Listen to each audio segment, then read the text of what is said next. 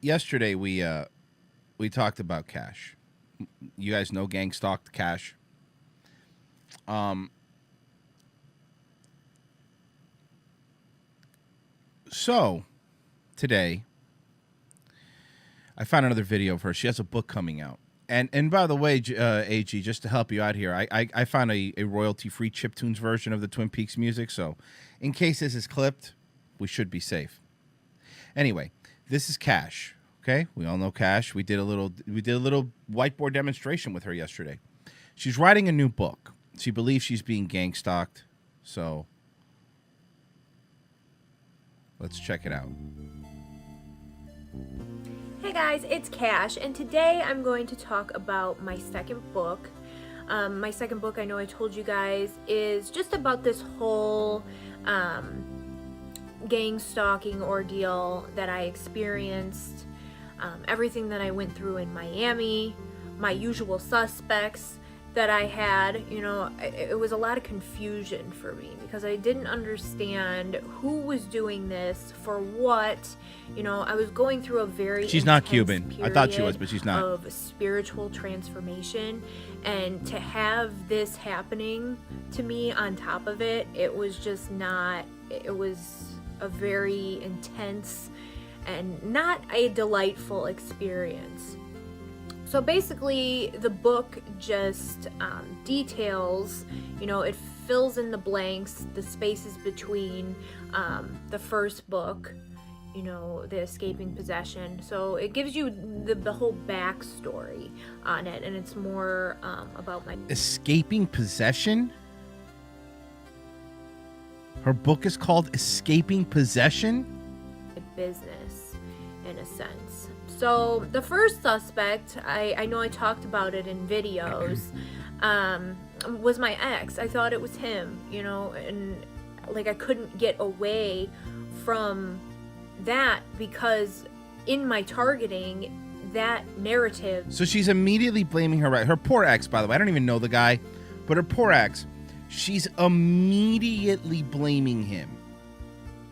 So this guy probably got a bunch of messages that were like, I know it was you, you fucking piece of shit. What's wrong with you, you asshole? You fucking, I'm gonna kill you.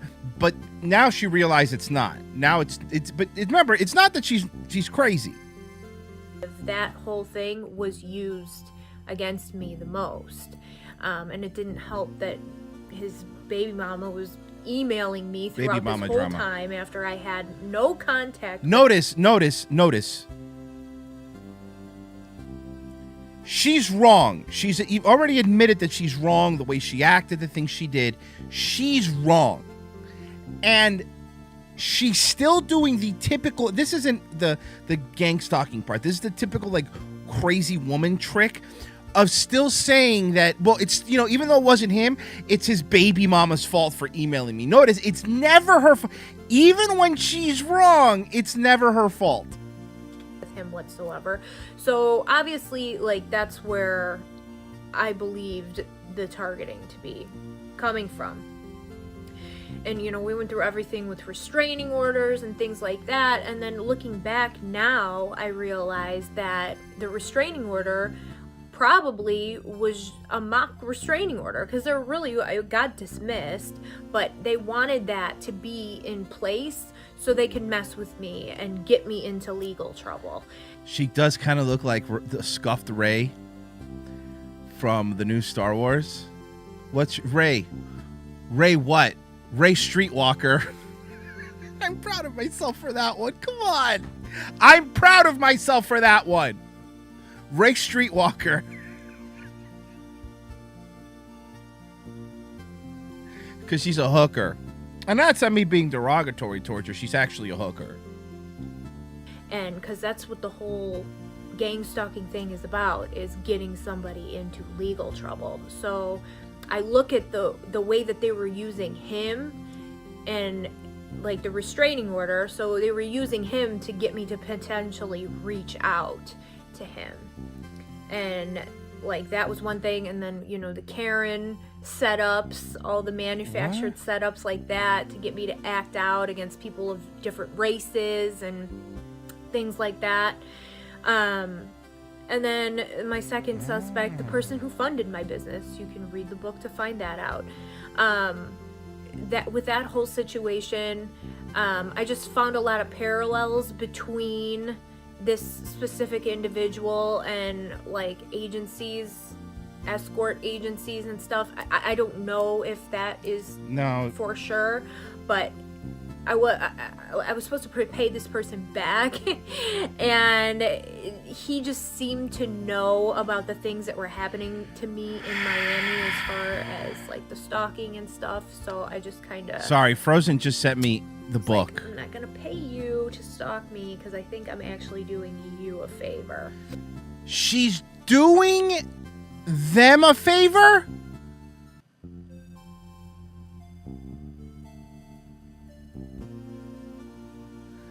Okay, this is her book, Escaping Possession. Okay, I got it.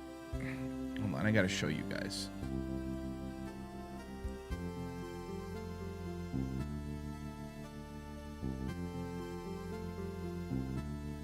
This is her book, Escaping Possession.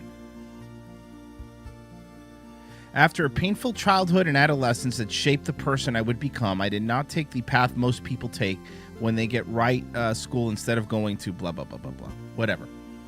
Hold on. I'm going to get a better picture of this. Give me a second.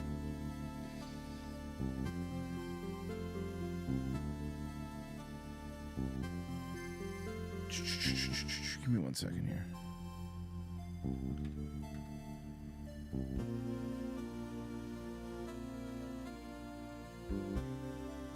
All right. Here it is. Oh my God. Is this supposed to... This isn't her. I mean, this is her. She wrote the book. This is her. But there's no way this is her. Hold on a second.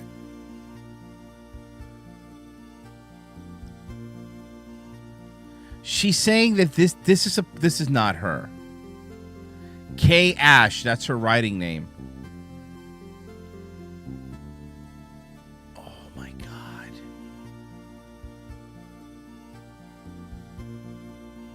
Chapter 1's up there. Oh, please don't make me buy this book. Please don't make me buy this book. I'm gonna have to buy this book, guys. Fuck. God damn it. So then you go to my cop friend. This was somebody that I really trusted. This was somebody that knew everything about me. We did have a romantic relationship for about, I don't know, 2.5 years, a year and a half. I don't know. So something like that. But it seemed like everything that we did together was things that relate to targeting, like the casinos, the So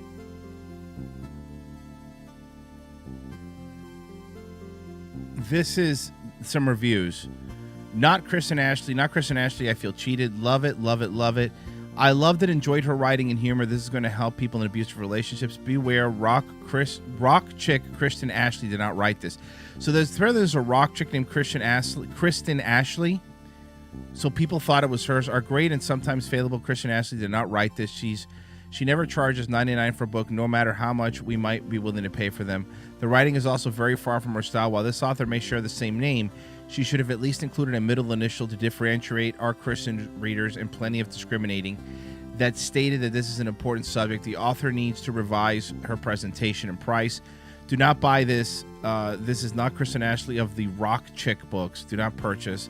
Not Rock Chicks Kristen Ashley. This is not Rock Chicks Kristen Ashley. Serious subject matter. Kristen Ashley's Rock Chick was good for Rock Chick. Anything after, not so much.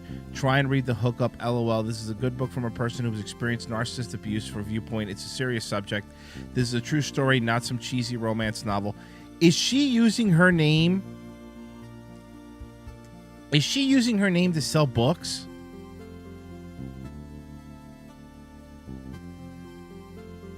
Wait, so there's a...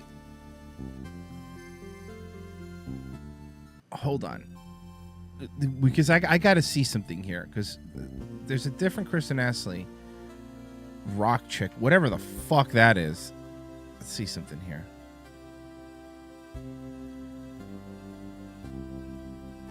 Yeah, so there's a Kristen Astley that's is a New York Times and USA Today best-selling author, more than 75 books in 14 languages. She used her name. What the fuck? She was I think she was trying to fool people.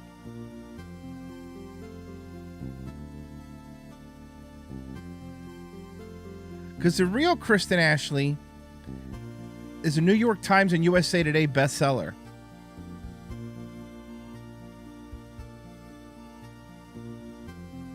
She's using a well-known person's name to sell book. Oh, she is a scumbag. Stuff, so I just kind of was like, I'm not gonna pay you to stalk me because I think I'm actually doing you a favor. So then you go to my cop friend. This was it a cop guy that goes to the strip club that you have sex with? Just curious. Somebody that I really trusted. This was somebody that knew everything about me. We did have a romantic relationship. Fucking called it. Fucking called it. I fucking called it.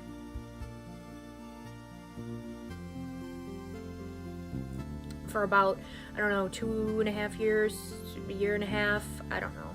So something like that. But it seemed like everything that we did together was things that relate to targeting, like the casinos, the facial recognition scanners. He took me to a gun range, you know, to get a gun in my hand, to get me comfortable with shooting a pistol or whatever. And it just seemed like everything that we did was only geared towards targeting or ritually abusive situations. Then, of course, you have the other agents in this industry. They probably wanted me out for obvious reasons, you know, the prices. I wanted to keep the prices high. They were trying to lower them. Maybe because you're not worth the amount of money. Did you ever think of that? Like, the economy is pretty tough right now, so even hookers are going to suffer a little bit. Or escorts, excuse me, be politically correct. Sex workers, whatever you want to call yourself. The men in that industry, I don't even know why they're there, but they had beef with me as well. Then they tried to make me believe that it was the mob, which I didn't believe, because if the mob has a problem with you, they're just gonna kill you. There's no questions asked. They're not gonna do all these. She reads too many extra books, man. Games and stuff. And as far as the Jewish mafia goes, there really is no Jewish mafia. Meyer Lansky was the last Jewish gangster. He was in Cuba. I'll give you a little history lesson. They had beef with me as well. Then they tried to make me believe that it was the mob, which I didn't believe, because if the mob has a problem with you, they're just gonna kill you. There's no questions asked. They're not gonna do all these, you know, extra games and stuff. And as far as the Jewish mafia goes, there really is no Jewish mafia. Meyer Lansky was the last Jewish gangster. He was in Cuba. I'll give you a little history lesson. Okay, here we go. He was in Cuba, and they had the casinos and the girls and the stuff out there. Drop something. And Castro ran them out. And when Castro ran them out, they teamed up with the CIA. They wanted to get Castro out of there. So when they teamed up with the CIA, that is when the Jewish mob became Jewish intelligence. So, because they didn't want to get run out of any other places anymore. So, how'd that work out for them? I mean, I guess whatever you want to call it, it's Jewish intelligence, CIA, and then they also have ties to Freemasonry, which police are tied to Freemasonry. So you kind of have this whole umbrella of people that think that they're like gangsters and all this stuff, and it's just their intelligence. They're civilian police, they're civilian spies, and if these people actually lived the life of a gangster or knew what it was all about, they probably would not want to live that life, because it's not glamorous and it actually does a lot of damage to people and their families. Then of course they wanted me to believe that it was gangster rappers after me, so I would freak out and move away and pack up all my stuff. There was a lot of social justice undertones to this. Okay. So, like, I didn't believe. Who's they? Who are these they? That it was gangster rappers, but like I couldn't get away from the social justice narrative and that kind of playing into it some way. You know, it crossed my mind, you know, maybe I'm white, they don't want me having this type of business here in Miami. Miami was getting, you know, more urban in this time. Miami is. You mean South Beach is urban? Look, listen, South Beach urban and all that stuff. Jewish people and white people still own businesses in Miami. So I don't know what fucking fairy tale world you're living in, lady. And I openly never supported BLM. And if you don't do that, you were considered to be like a racist person. Now, just because I don't support BLM, it doesn't mean I don't support black people in their fight for equality. Okay?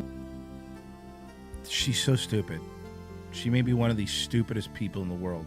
Do support that. I think that anybody that says that there is not a problem with that, you know, there's inequality amongst genders, men and women. So to say that there's not inequality amongst races is just wrong. But I do not support BLM. And then the feds. And then BLM, you know, I thought that maybe they were in charge of like some kind of like gang stalking thing, and with the civilian police or whatever. That also crossed my mind. And then the feds, you know, because there was times where I would go out to eat and stuff, and I could not have a meal without there being some police present. So now, didn't you date a cop? Like, I don't understand. Like, yesterday you said it was 50 Cent, and then it was the feds, and then it was a Jewish intelligence agency, then it's a Jewish mafia, then it's a regular mafia. It can't be everything. Oh, my God. She looks like a fucking potato. Across the street from me or something like that. Or a... what do you call it? Now, YouTube didn't censor you. The chat disconnected for a second. Routine stalker, like somebody I saw all the time, somebody I was conditioned to seeing all the time. They would have the person walk around the block to maybe elicit some type of reaction out of me, you know, to get me to act out, like, what are you doing, you know, whatever. So if the feds are on you, that's the thing about the feds. That's why I kind of was like, it could be, because they did, you know, sabotage all my relationships, my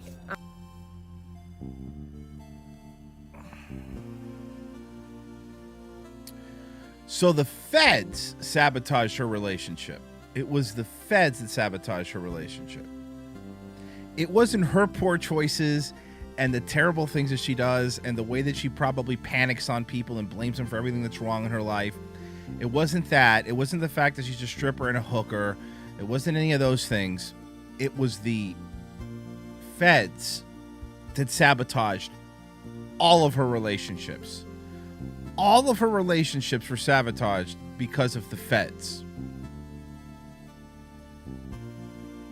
Because that's what they're doing. They have time to bother you, Cash. To bother you. Wow, she's a fucking idiot. Investors, I guess you can say, my benefactors, however you want to put it. Like, it pretty much sabotaged all those relationships for me, and that is something that the feds do.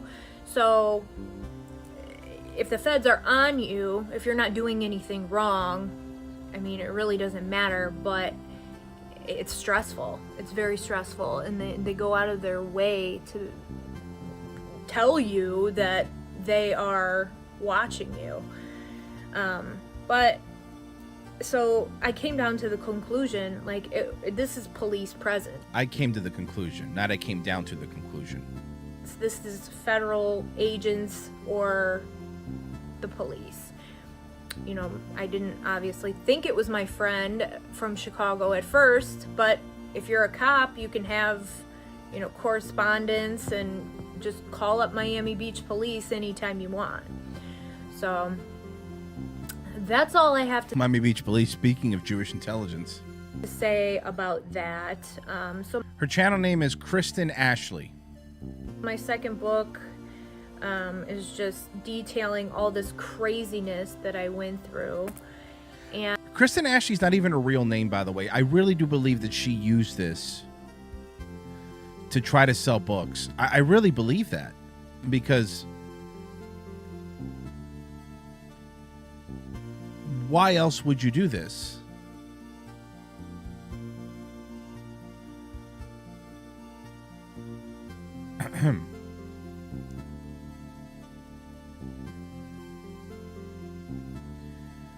Okay. I'm going to read a little bit of chapter 1. What do you say, guys, huh? It should not have been a surprise to me that I ended up in this situation like I did. For years, I was, for lack of a better phrase, an emotional punching bag for my father's cruel, psychological, abusive behavior. My father wasn't a bad man, but he had a dark side that was amplified by his alcoholism. There were two sides to my father: the happy-go-lucky prankster that would find humor in any situation, and the passive-aggressive drunk who seemed to thoroughly enjoy tearing my mother and sisters and I down. So the guy just seemed like a normal dude. Doesn't seem like he was abusive. But again, it's everybody else's fault. Growing up, weekends were the best because it meant we would have the happy jokester that sat and watched the Weather Channel and CNN for hours and told the same stories about his upbringing over and over again, laughing like it was the first time he told us.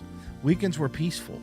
We lived for the weekends in my home growing up. My mother would work until mid-afternoon, leaving my dad in charge. We would sit and watch movies or sports. I grew up loving sports because it was the only thing that brought me close to my dad. I would watch hockey with him. I knew the whole Chicago Blackhawks roster by heart.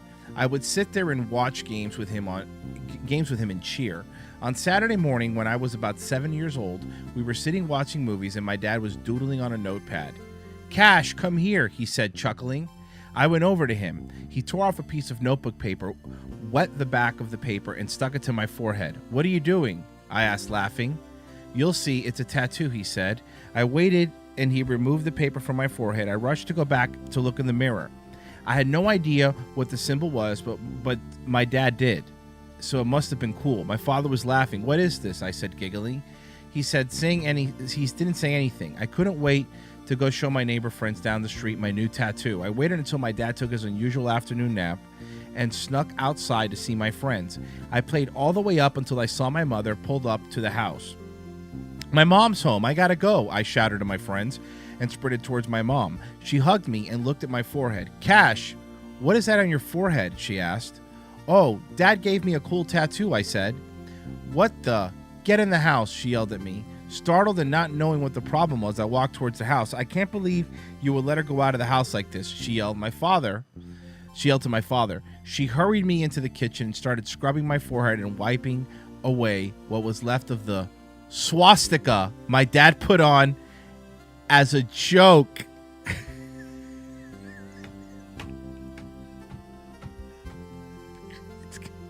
It's kind of a funny joke.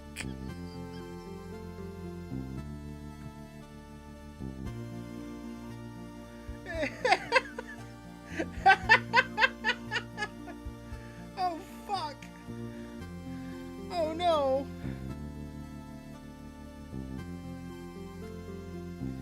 Oh, fuck. Holy shit.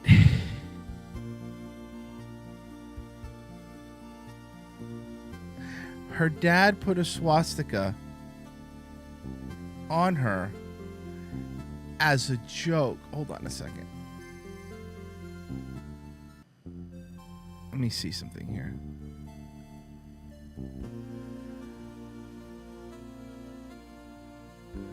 Could probably.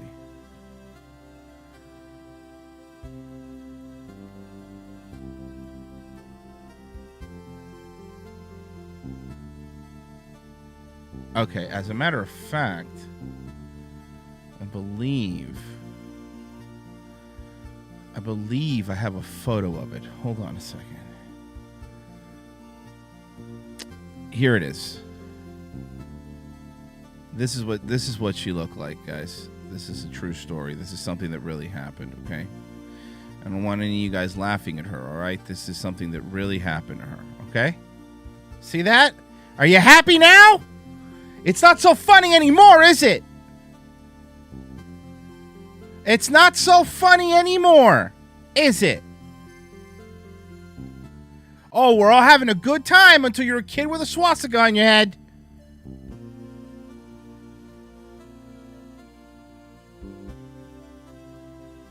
Unbelievable.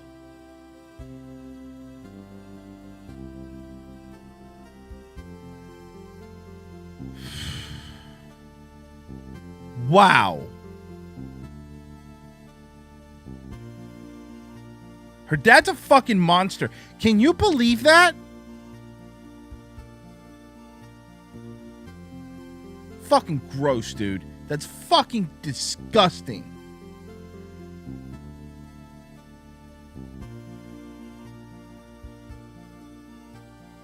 Jesus, man. I apologize you guys had to see that. I really do. I didn't know it was gonna be as dark as it was, you know. I didn't know her father was gonna be that kind of person that would do those things, you know. So, anyway, let me continue here. Again, I didn't mean for you guys to have to see that, okay? Let's see here. It's just gross, you know?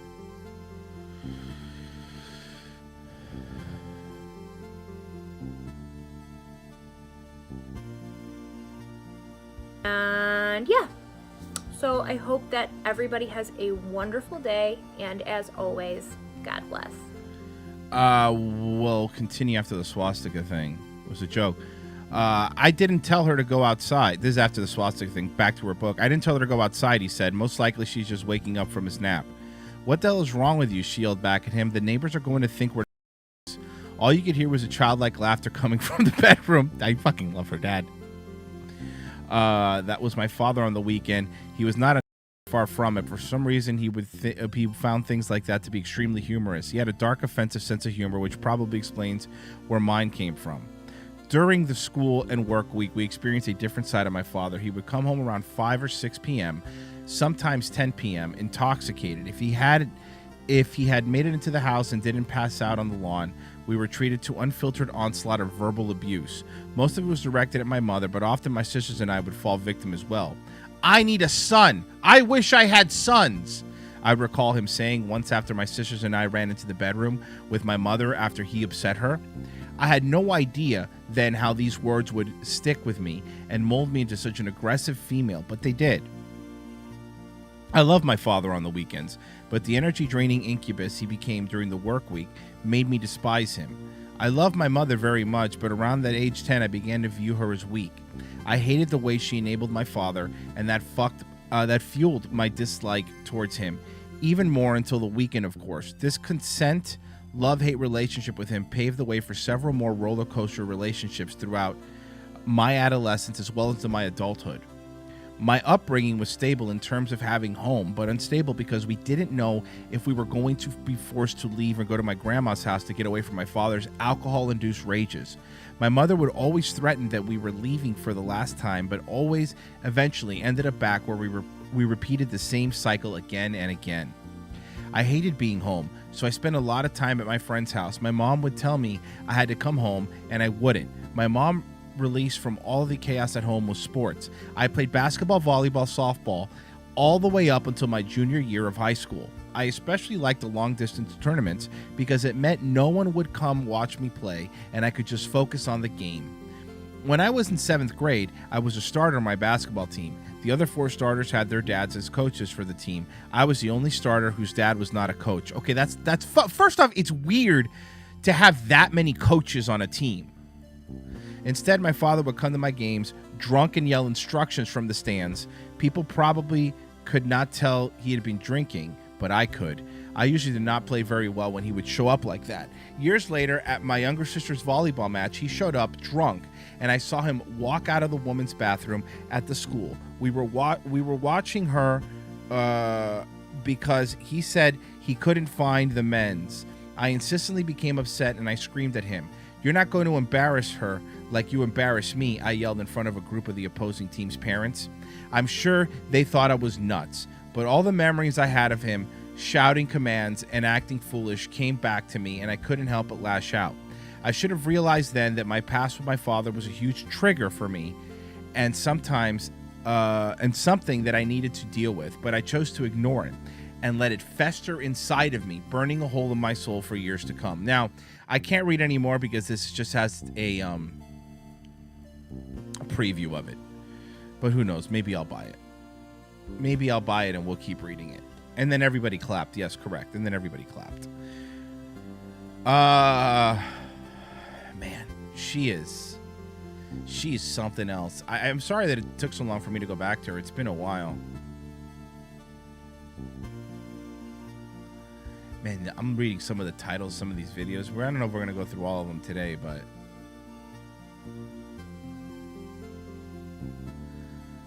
Voyeurism in China, research firm and drug profiles, Cardi B and OnlyFans and why it's a problem, Fugazi street theater parties. Oh my God, let's do the Cardi B one. I'm sorry, I was going to move on, but just real quick. Hey guys, it's Cash, and I am here today because... Oh, she's dressed, she's a hooker dress. She's got the makeup and she's all hooker dressed up now. She's dressed like she's at work. Hey guys, it's Cash, and I am here today because I came across something that I think needs to be talked about. So the thing that I came across is celebrities with OnlyFans, 15 stars who have an account. Okay, the reason I need to talk about this is because this is probably one of the reasons why we are where we are as a society, as a culture. I feel like the internet has made, you know, of course, us more accessible to celebrities, but it's also made the celebrities more accessible to us and things that we do.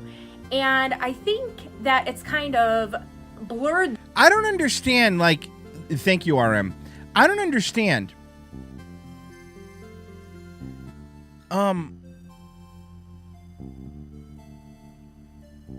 Either one video she's dressed like a fucking potato, and the other video she's dressed like what style is she going for here?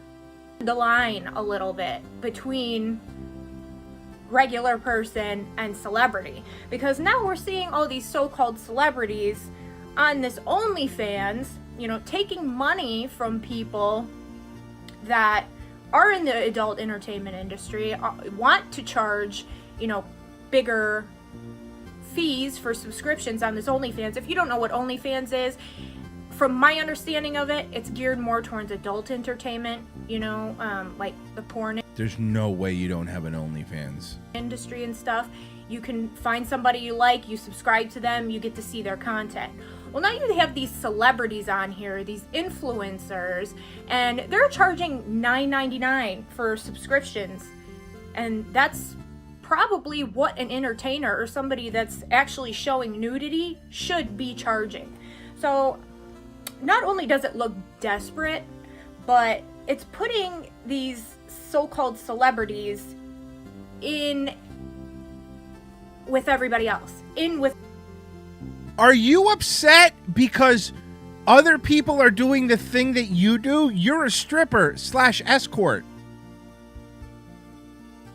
And also being gang stalked as well. You're a lot of things. You're a jack at many offs, if you will.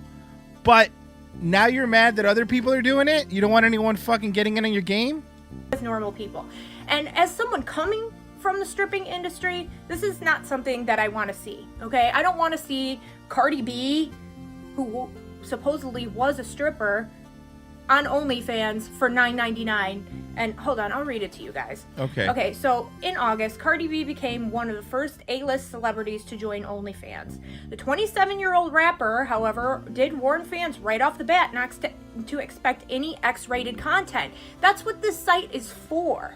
So you're charging $9.99, and there's people out there that have to charge less now that are showing this content. So you're just... Because look, and I think it's all stupid, because people would rather see naked famous people, or would rather see lewd famous people than nude nobodies. I'm not saying I agree with the ecosystem, but that's how it works, right?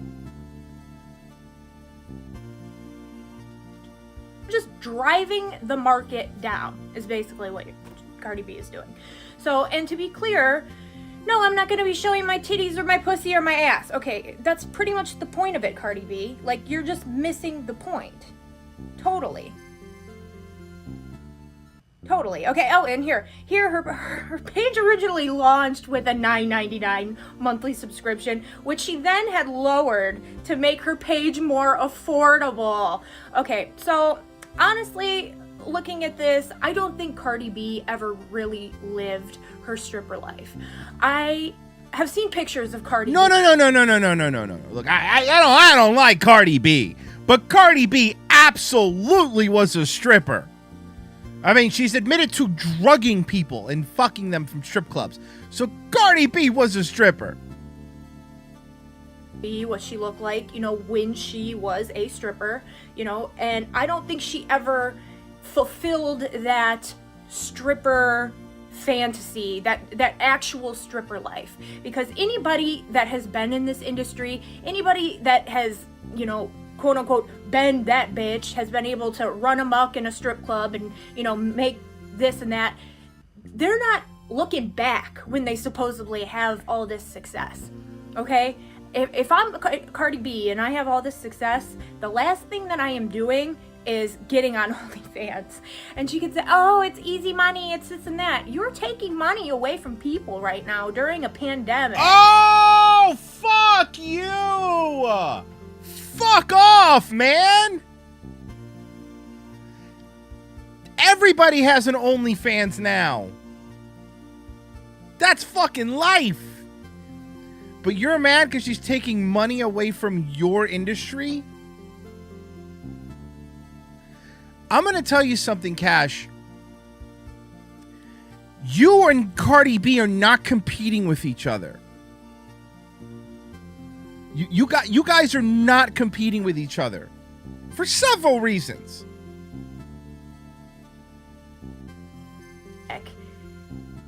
And you're not even posting nudity. You're not even doing it. Like, it's one of two things. It's what I said, she never really lived her stripper life, or two, she's not as successful as she claims to be. She's actually... No, Cardi B has plenty of money, but it's just free money. It's the same reason you fucking a bunch of actors are doing YouTube now. It's easy money. Probably struggling, and you know, this is not something that's uncommon. TLC, #1 song, Grammy Award winning artist, they were broke at the Grammys, you know? So this to me, it's just, you're cheapening the market. These celebrities, they need to, like, this is what happens when you make people with no talent famous, okay? This is the type of stuff that happens because they can't do anything else. They can't write. They can't, you know, if I'm Cardi B... You can't write either. We just read some of your book. I'm writing my own songs. I'm in the studio. I'm making music. I'm doing things like that. You know, I'm taking acting classes because she didn't do a bad job in Hustlers. I'm taking acting classes to get bigger, better roles. I'm not signing up for OnlyFans. This is a disgrace. Okay, so, and then it gets worse. Okay. Didn't you fly to Iowa for a fucking strip club interview? Okay, so Aaron Carter joined OnlyFans over the summer, where he's allegedly posting some pretty racy photos. Users can subscribe to the 32-year-old singer page for $27 a month. Okay, Cardi, like, you're getting beat out by Aaron Carter here. Like, no disrespect. Because Aaron Carter's showing butthole. Back to Aaron Carter. I had a huge crush on Aaron Carter back in the day, but you know, I don't know. Whatever you got to do to get through life. So this is what I think needs to happen, and this I'm being completely 100% honest. As someone that has gone through this industry and done all the things that you can do in this industry, and what the pinnacle is considered you know, I've reached it, I'm going to tell you guys what I think that Cardi should do. Okay, whether she listens or not, it seems like she's already doing it. She needs to take a year. She needs to work in a strip club. So Cardi B, who was a stripper, who is now a megastar. I don't like I hate Cardi B, but who is a megastar, needs to listen to Cash's advice, who thinks she's being stalked by the federal government and Jewish intelligence, and go back to a strip club. Are you guys listening? I want to make sure I'm getting this correct. Am I so far getting this correct? That's what she's looking for, right? She needs to go on Mon-Fri cams, OnlyFans. She needs to work on that. Put herself in the position to be cyber stalked, okay? Because that's what you're doing by putting yourself on the internet. And I will post my videos about that down below. And she also needs to do some bachelor parties, organize some events, do some Why? things like that. Get it out of her Why system. would Cardi B need to do any of these things, Cash? Because it's very apparent to me that she has not done any of that. Because anybody that has done things like that is not backpedaling. Okay? So strippers, anybody, entertainers, anybody with a brain in their head is watching Cardi B right now backpedal like this, and they're like, okay, bloody shoes, bitch. Like, what are you doing? You know? It makes no sense. And that's why we have a problem in society today with people not being authentic. Okay? This is very inauthentic. You have somebody that, you know, she raps about this stuff and all this stuff. She's backpedaling in her career. She is literally going backwards. Okay? So that's all I have to say about that. I don't have OnlyFans. I should be on OnlyFans, but I refuse to get an OnlyFans only because I know the internet. The internet, somebody's subscribing to you and they're having viewing parties and probably charging people to come in and view in their room and view your content. Nobody is having viewing parties for you, you fucking rando. By the way, viewing parties? Are you serious? You think dudes are calling other dudes to come over to jerk off together? I understand, like, viewing parties for a pay-per-view. Like, I understand viewing parties for, like, a UFC or fucking WrestleMania or or fucking Mike Tyson or a fucking boxing match or a Super Bowl. But nobody's having viewing parties for OnlyFans while people jerking off together? What the fuck are you talking about, you literal lunatic?